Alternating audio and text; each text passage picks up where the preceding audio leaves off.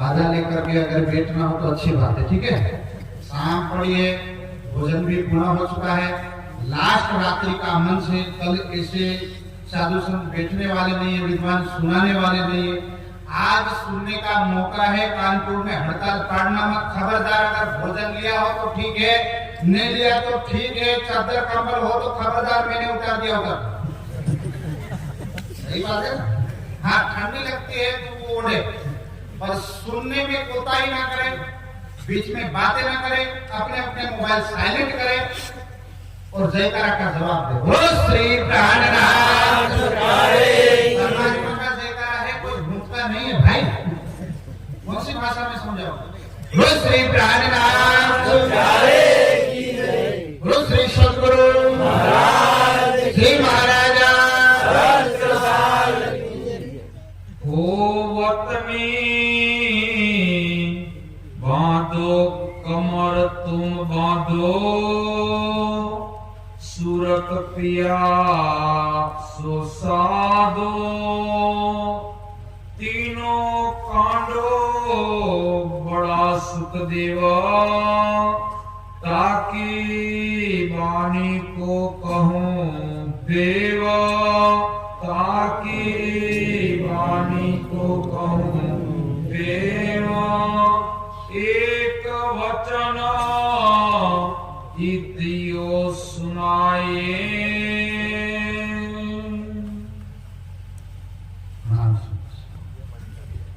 आप ध्यान धरे अक्षराधीश श्री राजू महाराज, मंचासीन विद्वत वर्ग और ध्वनि के अति प्यारे प्राणदार सुंदर साथी, प्यारे साथियों, सज्जनों, माता बहने, भाई वर्ग, सबके चरणों में मेरा प्रणाम। आप अक्षरातीत इस नश्वर जगत में आकर के, इस काल माया की कायनात में आकर के अपनी ब्रह्मात्माओं को जगाने के लिए माया के दलदल में ब्रह्मवाणी लेकर के आए हैं, ताकि प्यारे सुंदर साथी इस वाणी को सुनने के बाद पहला फायदा, पहला प्रॉफिट तो ये होता है कि जीव होगा तो आवागमन के चक्कर से छूट जाएगा। बार बार ना जन्मना पड़ेगा, ना बार बार मरना पड़ेगा। हाँ, इतनी ताकत है इस ब्रह्मवाणी में। तो प्यारे साथियों, एक बार इसलिए इसको अमरवाणी कहा था, इसलिए तो भगवान भोलेनाथ ने माँ पार्वती को एक संकेत सुनाने के लिए खाली अमरनाथ की गुफा में ले गए थे, पूर्ण ज्ञान नहीं सुना पाए। उसके बाद वादा कर दिया था कि खुलेगा 28वें कलयुग में, बस हम उसको नहीं सुना पाएंगे। आज भगवान भोलेनाथ का जो संकेत था, अक्षरातीत संसार में आकर के अपना धाम, लीला और स्वरूप इस ब्रह्मवाणी, इस पंचम वेद में रखा है। एक बार प्रणम करने के बाद, एक बार अमर प्याला पीने के बाद, प्यारे साथियों, जीव होगा उसका आवागमन टलेगा और आत्म होगी तो वो अपने स्वरूप में जागेगी। परात्म में परात्म का स्वरूप देखेगी, आत्म में जागेगी। वो सुंदर साथ, तो ये ब्रह्मवाणी है, पंचम वेद है। क्या कहता है? तो भाई प्रकट है दूध पानी का मेरा। बोलो श्री दूध और पानी। बोलते जाना, सवाल पूछूं तो बोलिएगा। दूध पानी को अलग करने की ताकत अगर किसी के अंदर हो तो किसके अंदर है? हंस के अंदर। जो हंसला होता है उसको अगर एक गिलास में दूध और पानी मिक्स करके दे दो तो उसको दूध अलग निकाल के खाने को कहो तो छूस मारेगा और दूध फट जाएगा। दूध वो, पर आधा गिलास में दूध और आधा गिलास पानी अलग कर दोगे कहोगे तो हंसले की भी ताकत नहीं है। तो अब ये संसार के अंदर माया और ब्रह्म, जीव और मन सारा मिक्स है। देव, दानव, मानव, परमात्मा, प्रकृति किसको कहते हैं? मानव दौड़ इस संसार के अंदर लगाए बैठा है, मृगदल की दौड़। तो ऐसे जगत में श्री प्राणनाथ जी आकर के कह रहे कि सुनियो दुनिया आखिरी भाग बड़ो है। तुम ए दुनिया वालों, आखिरी हराहल कलयुग में पैदा होने वाले महामानवों के सुनो, तुम्हारा भाग खुल चुका है। क्या खुल चुका है? भाग। ये कौन कह रहे? पुराना ब्रह्म। अब अपनी वाणी लाए, वाणी के अंदर बता रहे सुखदेव का दृष्टांत दिया है, क्योंकि सुखदेव मुनि वो मुनिवर है जिनको ये पता नहीं है कि स्त्री किसको कहते हैं, पुरुष किसको कहते हैं। इतनी ऊंची अवस्था है। साधना की भी ऊंची अवस्था है, योग की भी ऊंची अवस्था है, जो कर्मकांड, ज्ञान और विज्ञान तीनों में परिपूर्ण है, एक में नहीं। कर्मकांड का कोई विद्या उनके पास नहीं, ऐसा नहीं। ज्ञान में भी परिपूर्ण है, विज्ञान में भी, साधना में भी परिपूर्ण है। तो उसी सुखदेव मुनि ने एक बात लिखी, उसका भेद इंद्रावती आत्म कहती है। ना जाने संसार के अंदर कोई भक्त जन आएगा, कोई राजा होगा, कोई रंग होगा, कोई फकीर होगा, कोई ज्ञानी होगा, कोई अज्ञानी होगा, पर इस वाणी को सुनेगा तो भव सागर से पार उतरेगा। पर जब तक भेद ना खुलेगा तब तक भ्रम मिटने वाला नहीं है। इसलिए तो सेवा पूजा में कहते हैं, जो मन की खटपट मिटे।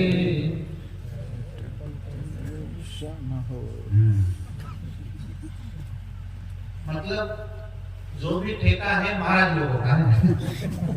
जो मन की खटपट मिटे, किसकी खटपट मिटनी चाहिए? मन की, अंदर की, तो छटपट दर्शन होने वाला है। यही भेद शास्त्रों में रखा है। अरे क्या लिखा है जरा संक्षिप्त में, आधा घंटा है। स्पिरिट घाटी है राजधानी, अगर चल सको तो चलिएगा, मोमिन चले बिजली की भांति। अगर चल सकते हैं तो चलिएगा।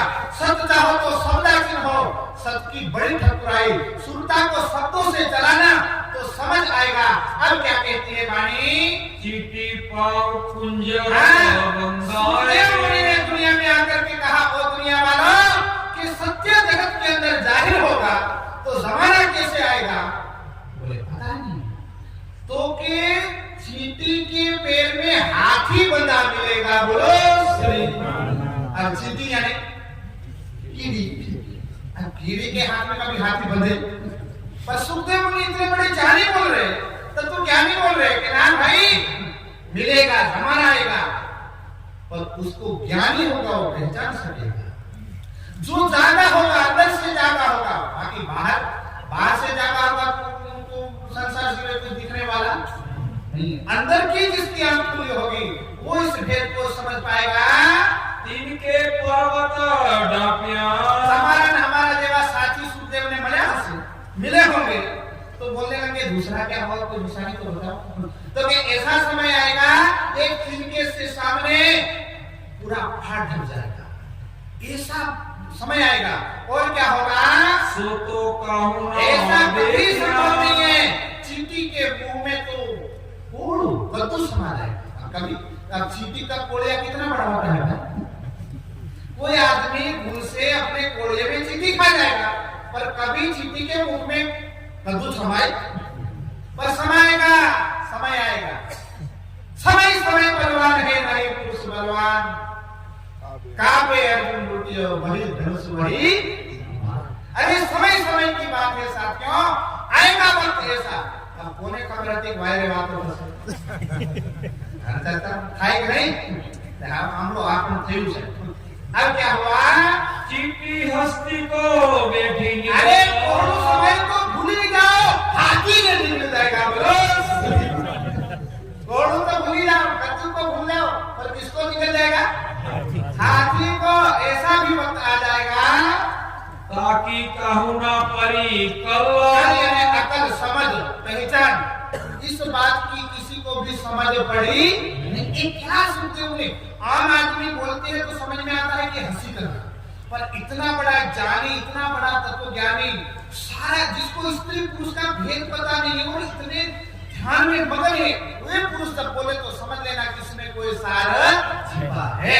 उन्होंने कहा कि उस समय इस बात का किसी को भी पता चला नहीं। सनकादिक ब्रह्मा को कहे। ओ श्री। और प्यारे साथियों, समय आ गया।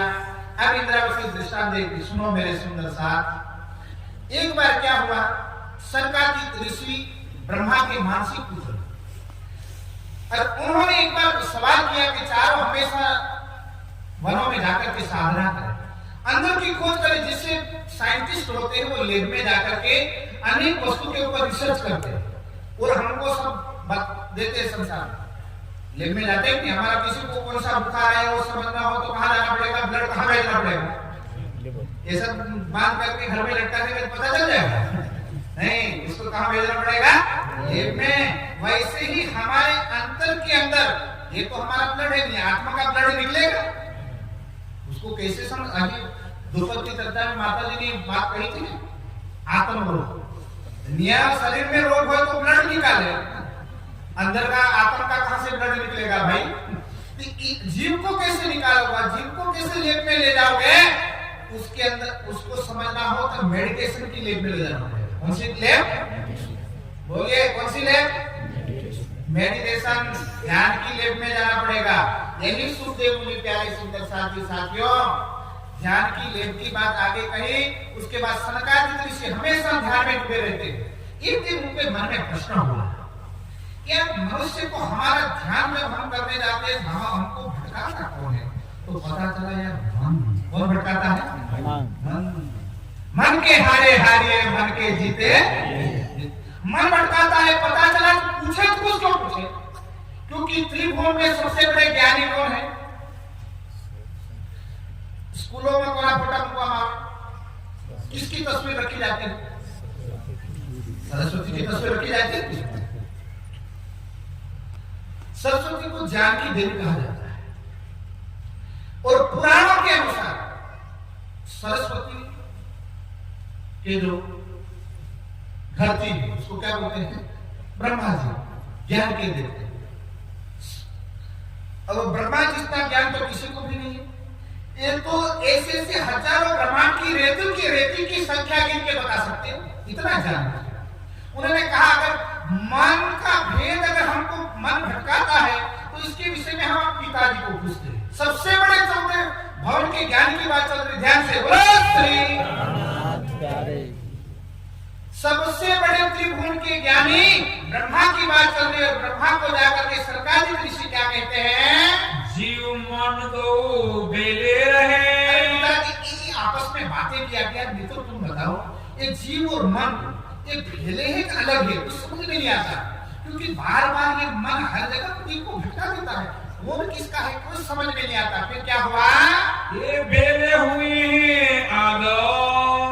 ये जाकर के पूछते हैं ब्रह्मा जी को, प्यारे साथियों, कि आज से भेले हुए है क्या, ये बेले है सदा अनाद। आज यानी जब से सृष्टि बनी तब से ये साथ में आए हैं जीव और मन के, फिर सृष्टि से पहले वो साथ में आए, कुछ समझ में नहीं आता। अरे ब्रह्मा बेले नहीं तीतो। ब्रह्मा जी ने कहा बेटा चिंता मत करो, जब से सृष्टि से पहले ये भेले नहीं है, ये बात पक्की समझो। तो फिर भेले कब हुए, ये आए मिले तो। जब से सृष्टि प्रारंभ हुई वहां से जीव और मन कटे हुए। तो फिर शंकराचार्य ऋषियों ने कहा तीसरा सवाल पूछते हैं कि पिताजी एक काम करो, मैं तीसरा हमारा सवाल है उसका उत्तर दे दो। तो कौन सा सवाल पूछा, जरा सुनो। शंकराचार्य के फिर यो कहो, क्या कहा, तो एक जुदे करके देव। धीरे से मिसाइल दबा है, परमाणु जल्दी फोड़ा नहीं जाता है। धीरे से कहा पिताजी आ गए, ऐसे तो मानते नहीं, बच्चे करके भगा देते। पता चला आप पिताजी बिल्कुल फंस गए, नकोशे में आगे आ गई है। फिर कहा पिताजी बताओ तो ये जीव और मन को अलग करके दिखा दो। कहते धीरे से मेरे बच्चों ने मुझे फंसा दिया, अब क्या करूं। बच्चों के सामने पिताजी कहते मुझे नहीं आता, तो बच्चे तो साफ ही है, सबको जाके बताएंगे। संगादिक ऋषि ब्रह्मा के सामने तो बच्चे है ना, तो वो कहने लगे यार इनके सामने मैं मुझे नहीं आता बोलूंगा तो भी गड़बड़ है। ये ब्रह्म ज्ञान की बात नहीं चल रही, खाली जीव और मन का भेद। उसके बाद आगे ब्रह्म ज्ञान की बात आई। प्यारे साथियों, उन्होंने विचार किया करें तो क्या करें। अगर जिस सवाल का हमको उत्तर ना आवे तो हम क्या करते हैं, दूसरे को पूछते क्यों पूछते। मास्टर हो तो मास्टर को पूछेगा, अधिकारी हो तो उसके लेवल के व्यक्ति से पूछेगा। तो ब्रह्मा जी के लेवल के कौन थे, जरा सुनो तो। फिर ब्रह्मा करी फिकर होने लगी, यार क्या उत्तर दे, कुछ समझ में नहीं आता है। जीव और मन को अलग कैसे करके दिखावे, कुछ समझ नहीं पड़ी। ब्रह्मानी बुद्धि लोप हो गई। यहाँ त्रिभुवन वाला सुन लो भाई, नवधा से न्यारो। ब्रह्म की बात तो छोड़ दीजिए, जीव और मन में ब्रह्मा जी की बुद्धि लोक। उन्होंने कहा आप पासवर्ड कहां से लावे? तो फिर विचार क्या किया? ये समझ मुझसे ना होए। अंदर बातें कर रहे ब्रह्मा खड़े खड़े, सामने उनके पुत्र खड़े हैं। फिर कह रहे ये समझ मेरे पास नहीं है, क्या करूं? क्यों करो जुदे बस इनको अलग कैसे करके इनको बताओ।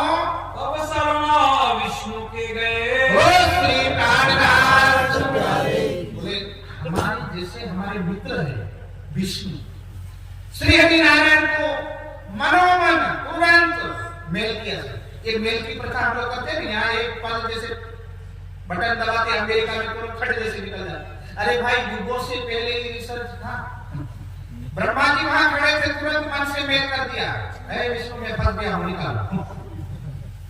कहा किसके सामने? क्योंकि ब्रह्मा हमारे छोकरों के सामने सवाल भी बता दिया कि ऐसी बात है, क्या करूं? साहब मेल कहां पहुंचा? मसाइना मशीन ढूंढता नहीं हो, ये नहीं होगा। तो मन के अंदर ये मेडिटेशन के माध्यम से, साधना के माध्यम से तुरंत प्यारे सुंदर साथी अंदरों अंदर मैसेज भेज दिया विष्णु भगवान के पास। और फिर क्या हुआ? अंतर्गते वचन कहे। अंदर से वचन क्या कह दिए? वैकुंठ नाथे सुने वचन। हमने भी तो आवाज मित्र भवा बोलिए, बोलो श्री प्राणनाथ। आवाज मित्र तरतात बात सुन लिया को ब्रह्मा जी खतरे में। चलो भाई क्या बात हुई हमको बताओ। हंस होए आए ततखीन। हमारे पुत्र ने सवाल पूछा है कि जीव और मन को अलग करो, चिंता वाली बात नहीं। तुरंत वैकुंठ से रूप बदला विष्णु भगवान ने और हंस का राजहंस का रूप धारण किया। और जिस सरोवर के किनारे ब्रह्मा जी सनकादिक ऋषि बैठे थे वहां आकर के खड़े रह गए।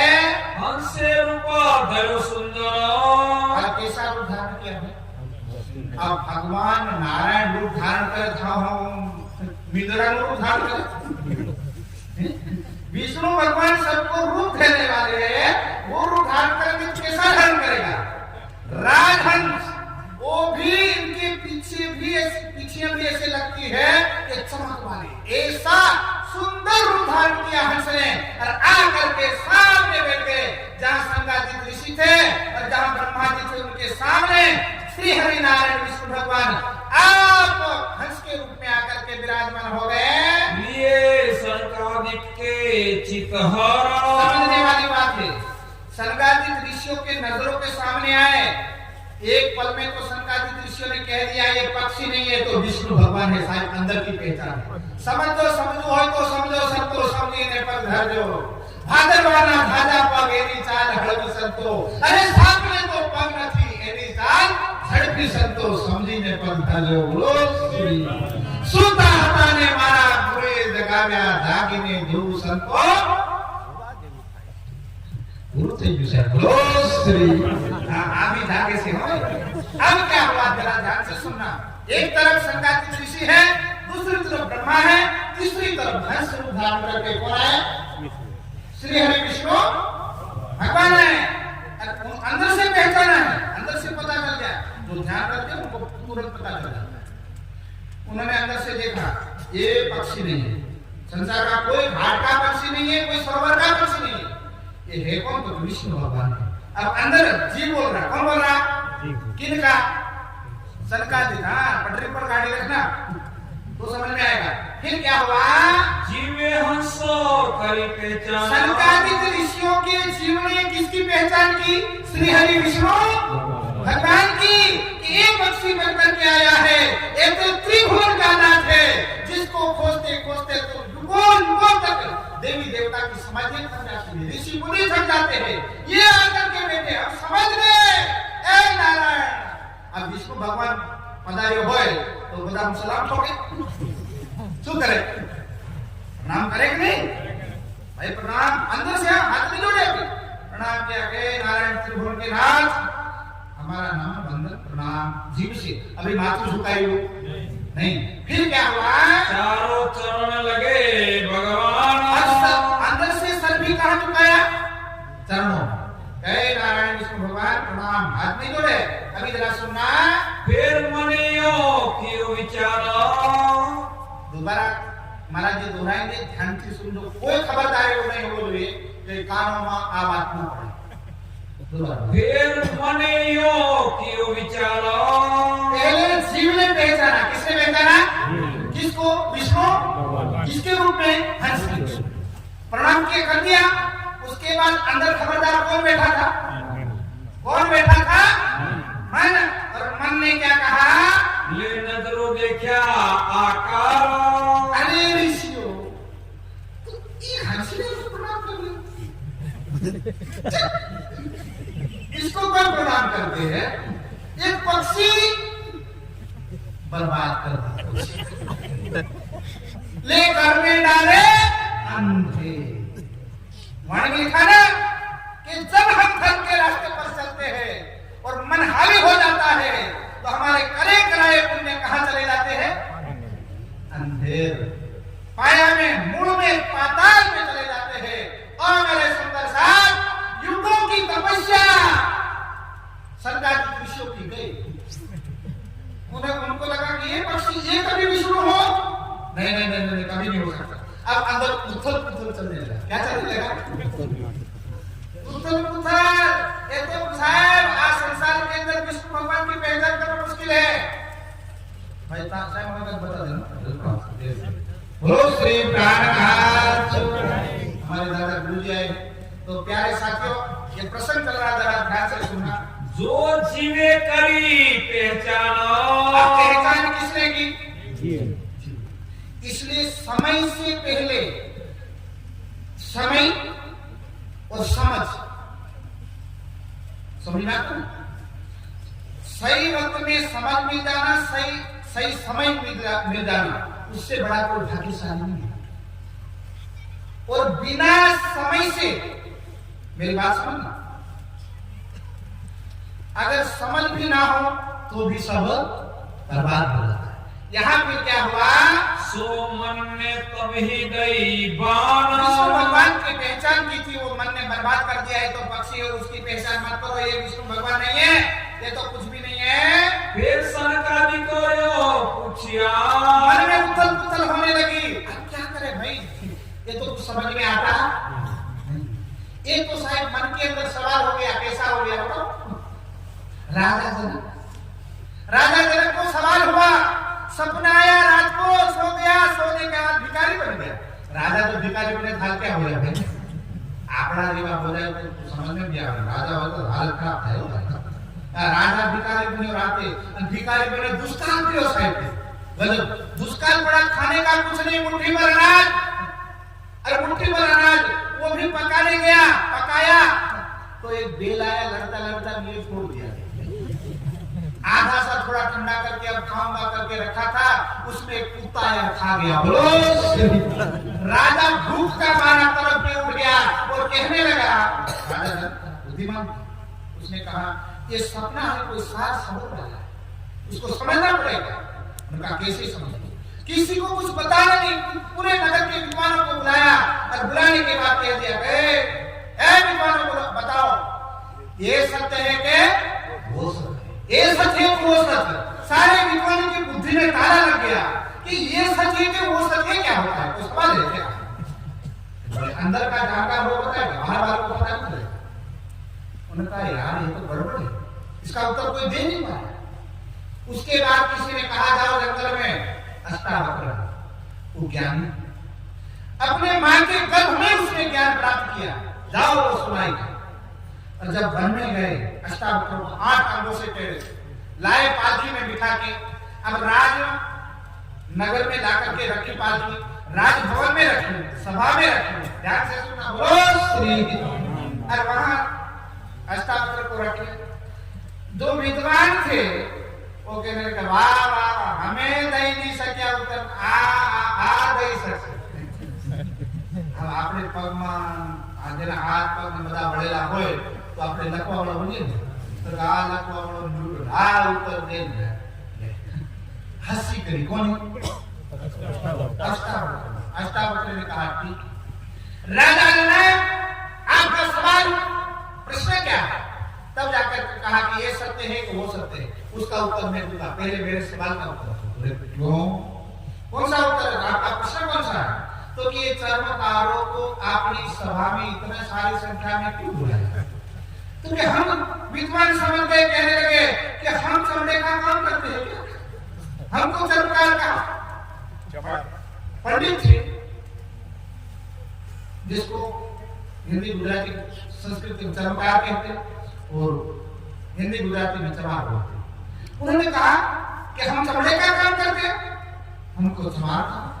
और ब्राह्मण थे, ब्राह्मण सहन नहीं कर पाए, विद्वान थे, उन्होंने कहा अच्छा तो इसका उत्तर अष्टावक्र देगा। राजा जनक के मैंने कहा, जिसने कहा उसका उत्तर दे। अब ध्यान से सुनिएगा, बोलो श्री।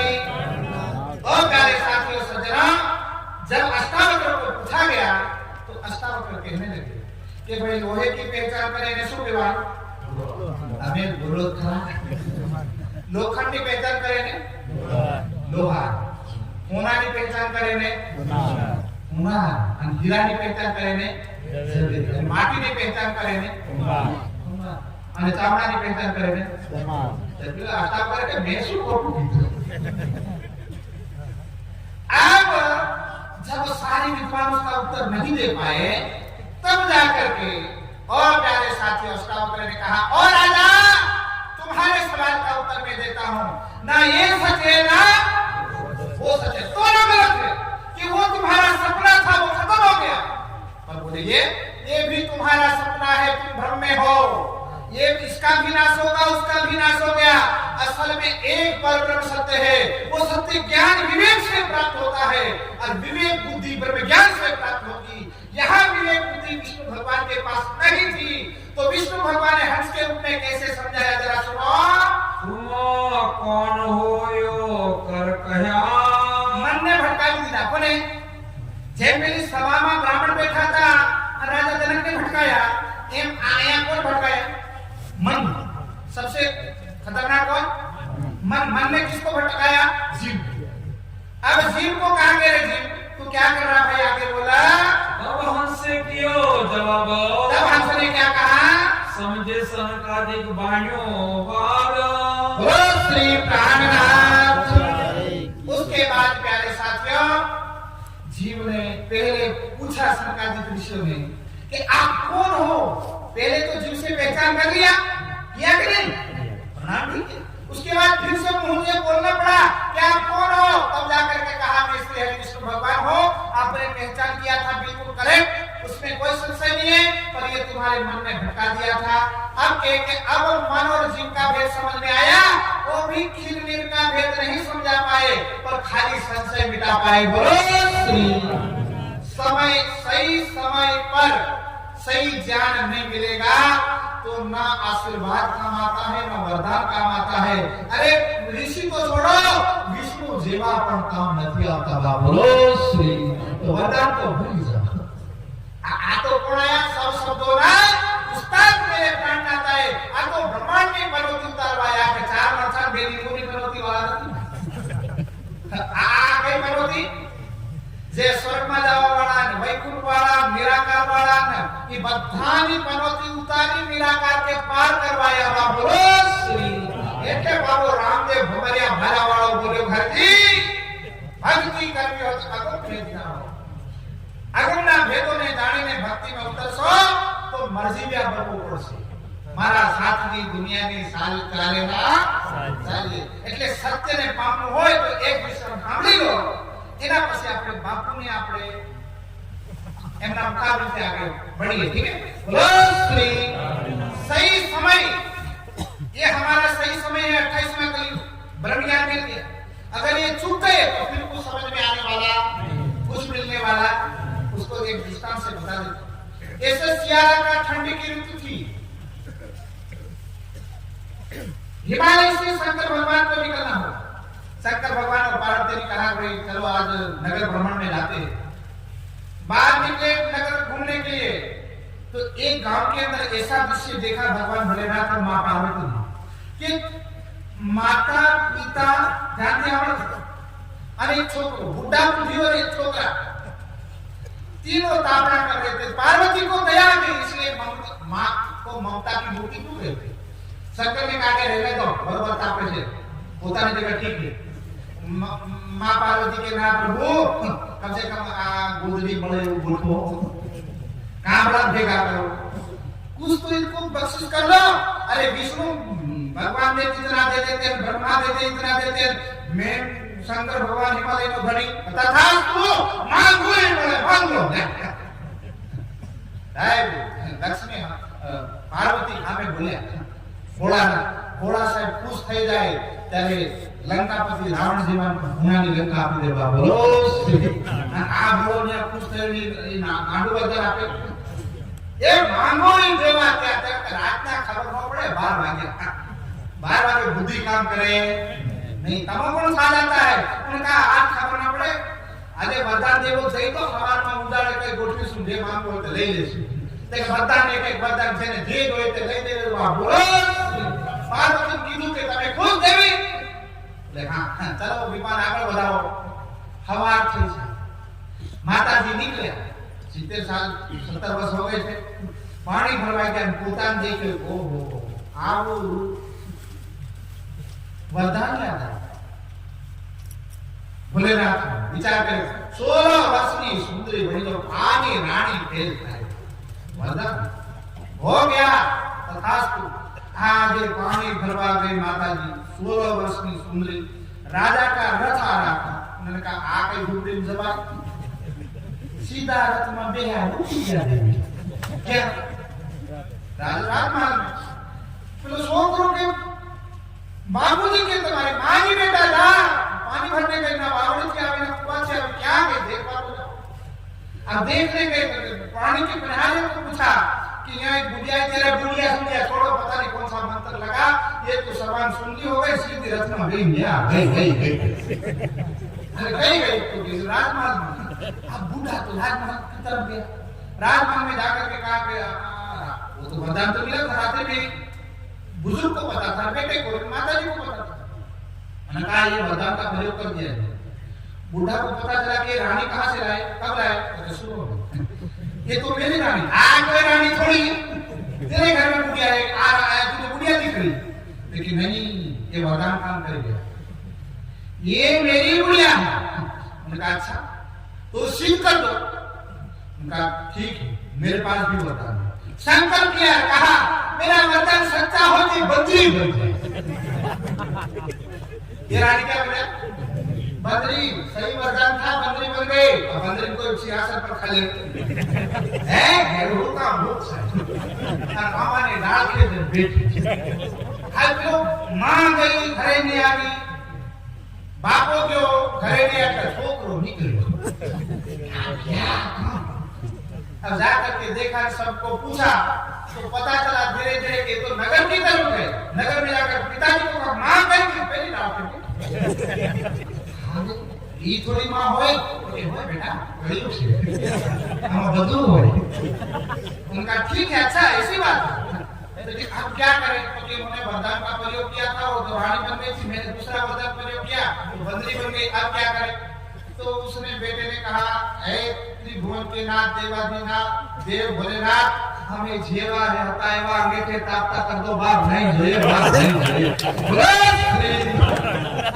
એટલે પાસા આટલા બધા વરદાનો મળ્યા પાસા 12 વાગે પેલું રથ પાછું કર્યું એટલે શંકર કે પાર્વતી દેખ પેલા કામળા ભેગા થયા મહા ભેગા થયા જેસે તે વૈસે देख पास आगे के तापी એટલે શંકર કે પાર્વતી સમય પહેલે કોઈને મળી જાય ની કદર થાય એટલે આ સમય અનુસાર આ વિજ્ઞાન મળ્યું છે માનવ તન મળ્યું છે ભારત દેશ મળ્યો છે નહીં બને તો પછી વાંદરાવાળી થશે એટલે સમજી જાઓ ભગત હોય પ્રગટ હોય ભાઈ બંધુ હોય 28માં કળિયુગમાં નેકળોની ધજાઓ ફરકી ગઈ આ કેશવ ભાઈ આ બધું ગોઠવું છે આમાં ની ગોઠવાયા તો આપણે કદી ની ગોઠવાઈ એટલે સાથે આપણે સ્વીકાર કરો હવે જો ભાઈ पर ना हुए जुदे खिरनीरा पर ना हुए जुदे खिरनीरा अब हमसे कियो जवाब अब हमसे कियो जवाब समझे सनकादिक बाण्यो वाद समझे